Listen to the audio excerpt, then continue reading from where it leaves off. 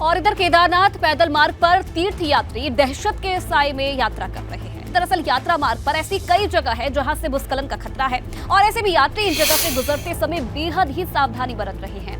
ऐसी ही कुछ तस्वीरें एबीपी गंगा के पास है जिनमें आप यात्रियों को भागकर आगे बढ़ते हुए देख सकते हैं।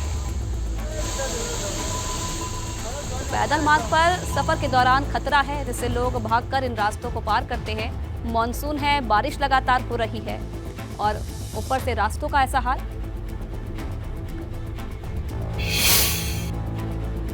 और इधर टिहरी झील का जलस्तर बढ़ने से झील के आसपास बसे गांव में ग्रामीण दहशत में हैं। ग्रामीणों का कहना है कि झील की वजह से उनके घरों में दरारें पड़ रही है, जबकि प्रशासन इनके विस्थापन नहीं कर रहा है।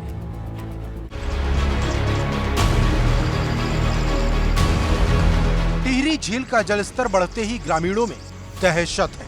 झील का जलस्तर बढ़ने से इन गांवों में जमीन धंसने और भूस्खलन का खतरा बढ़ गया है। यही वजह है कि ग्रामीण परेशान। जब बेटिन झील आए तब हम बहुत परेशान है। जब बरखा बनी हम भैर मोनो है जन रोल का वालों वही तन हमारे जल्दी वही बस हमारा मकान है टोटल लग गया। नंद गोवाल हमसे बात है तो जल्दी वही जो का मकान टोटा तो सुनाई नहीं कर। झील से सटे कई गांवों में घरों में दरारें पड़ चुकी हैं। बारिश के मौसम में ये दरारें तेजी से बढ़ रही। ग्रामीणों को आशंका है कि कहीं उनके घर जमींदोज न हो जाएं। हमें यहाँ पर जो है जब से ये टिहरी बांध बना है तब से हम लोग काफ़ी परेशानी झेले रहे हैं। यहाँ पर कई बार जो है हम लोग ऊपर पुनर्वास में भी बैठ चुके हैं और धीरे धीरे जो है यहाँ पर हमारे मकान जो है वो जमींदोज हो रहे हैं। अभी तो एक दो बार तो इसी सत्र में जो है 2 मकान जो है वो टूटे भी हैं और मुझे लगता है कि आगे आने वाले भविष्य में धीरे धीरे जो है ये इस तरह की दुर्घटनाएं होती रहेंगी। टिहरी झील से प्रभावित ग्रामीण काफी समय से विस्थापन की मांग कर रहे हैं, लेकिन अभी तक आंशिक डूब क्षेत्र के इन गांवों का न तो विस्थापन हो पाया और न ही इन्हें मुआवजा मिल पाया। इसमें फर्स्ट बैठक जो ली थी जो आपके उनके रिहेबिलिटेशन को लेकर के, उसमें उनकी जो स्टेटस है उसमें हमने ठीक ठाक किया है, बट कुछ लोगों की सूचनाएं अभी हमारे पास प्राप्त हो रही हैं जिनको उनका मुआवजा प्राप्त नहीं हुआ है या उनको विस्थापित पूर्ण रूप से नहीं किया जा सका है, जिसको मैं देख रहा हूँ। मॉनसून सीजन तो जैसे इन ग्रामीणों के लिए मुसीबत ही लेकर आता है, लेकिन सवाल ये है कि ग्रामीणों की फरियाद भला कौन सुनेगा।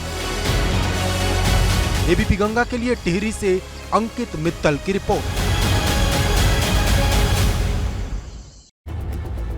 और उधर कर्णप्रयाग में दरकते पहाड़ राहगीरों के लिए सिरदर्द बन गए हैं। हाईवे पर गिर रहे मलबे की वजह से राहगीरों को आवाजाही में समस्या हो रही है और आए दिन मलबा हाईवे पर आकर गिर रहा है, जिससे 4 धाम यात्री भी परेशान हैं।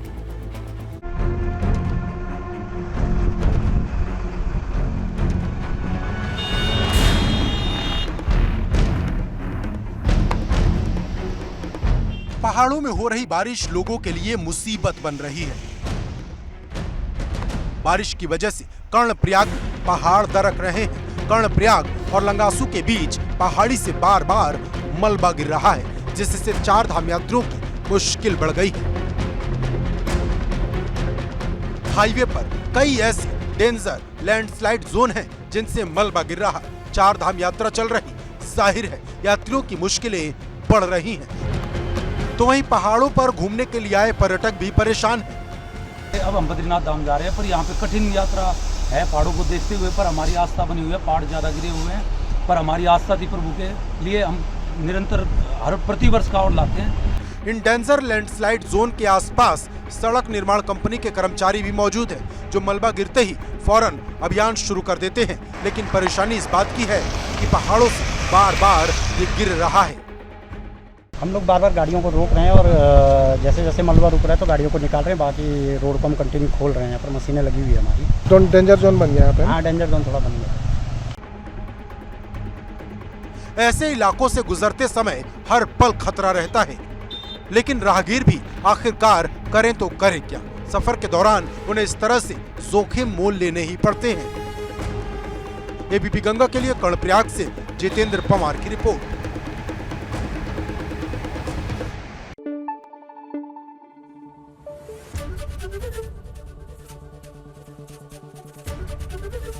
एबीपी गंगा, खबर आपकी, जुबान आपकी।